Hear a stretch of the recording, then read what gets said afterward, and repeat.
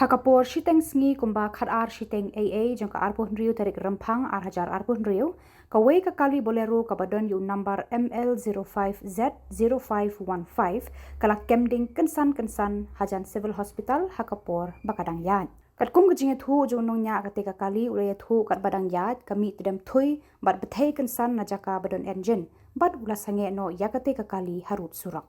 Marsinyo jing tip ya kani kejingja ki pulit pilip ding ka Meghalaya Fire and Emergency Services marmar kilawan poi ha ketika jaka bantem ya kejingkem ding jong ketika kali.